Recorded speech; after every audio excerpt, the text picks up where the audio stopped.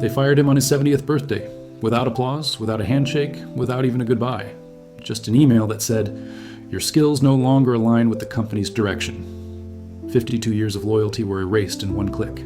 Samuel stood by his desk in silence, watching as younger faces pretended not to notice. The office buzzed with fake busyness, but everyone had heard the news.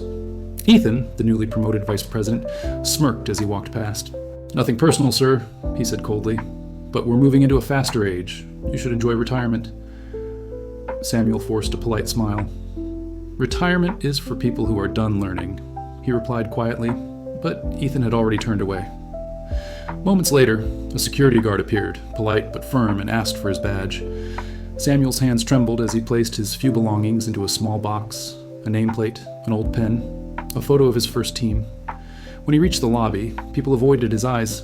Only the receptionist, a young girl he once helped get hired, whispered, "I'm sorry, Mr. Samuel." He nodded, unable to speak. Outside, the evening wind cut through his thin coat. He looked up at the building that had been his life, now glowing in the sunset, as if mocking him. He whispered, 52 years, gone in one click.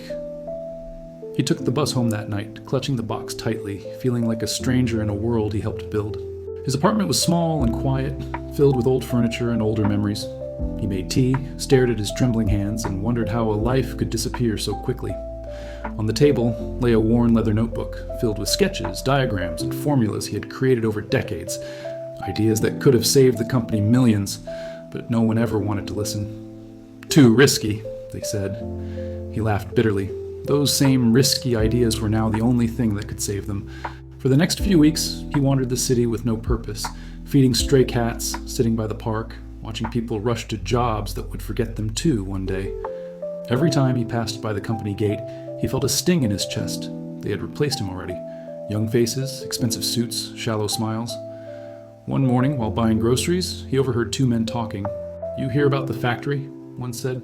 "Total meltdown. They lost half their clients. Something about the system upgrade failing." Samuel froze. That system had been his design.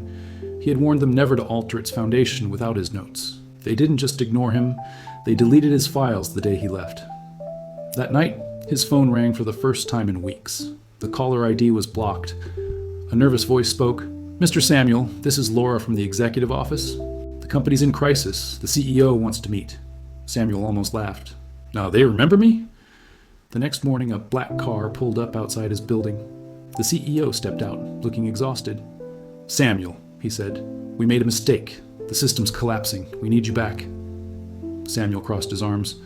"You fired me for being too old. Why come to a relic now?" The CEO hesitated. "Because you're the only one who understands it." Samuel smiled faintly. "I still have my notes, but if I help, I have one condition." The CEO leaned forward. "Anything." Samuel's tone sharpened. "Ethan resigns, and you issue a public apology to every senior worker you forced out?" The CEO's jaw tightened, but he nodded. "Done." That afternoon, Samuel walked through the glass doors again. Silence fell. Every employee turned to look. Some whispered apologies, others avoided his gaze. Ethan stood by the elevators, pale and sweating. Samuel didn't say a word to him. He went straight to the operations room where dozens of engineers had been failing for weeks. The screens were flashing red warnings. Samuel rolled up his sleeves, adjusted his glasses, and began typing. Within minutes, he found the root of the chaos. Every keystroke was steady, deliberate, precise. The room filled with quiet awe. The old man they mocked was now commanding the system like an orchestra. Hours passed. Alarms stopped. Lights turned green. Machines roared back to life. The CEO burst in, tears of relief in his eyes. "He did it! He saved us!" The floor erupted in applause, but Samuel didn't react. He stared at the screen, the reflection of decades of dedication shining back at him. Ethan approached him quietly. "Mr. Samuel, I'm sorry. I thought I was smarter. I thought you were holding us back." Samuel turned slowly. "You thought speed was the same as progress. You were wrong." Ethan nodded, eyes wet. "I'll resign. I already did." Samuel picked up his notebook, handed it to the CEO, and said, "This is yours now. Everything you need to keep the company alive. But this time, remember who built it." The CEO offered him his old position back, double salary, full benefits. Samuel shook his head. "I didn't come back for a title. I came back to finish what I started." He looked around the room one last time. And now it's finished. As he walked out, people lined the hallway, clapping quietly. The same guard who once escorted him out now opened the door with a bow. Samuel stepped outside. The sky was painted in gold. The same building that had rejected him was now saved because of him. A reporter ran up, shouting, "Sir, you just rescued an entire corporation. How does it feel?" Samuel smiled faintly. "Feels like I should have been fired sooner," he said, and walked away. That night, in his apartment, he sat by the window with tea, feeling lighter than he had in years. His phone buzzed again. "Mr. Samuel, this is the National Engineering Institute.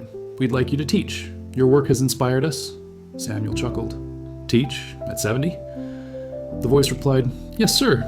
The young engineers could learn a lot from you." He stared at the notebook now resting on his shelf, the same one that once meant everything. "All right," he said softly. "Let's teach them what loyalty looks like." Days later, the company issued a public statement.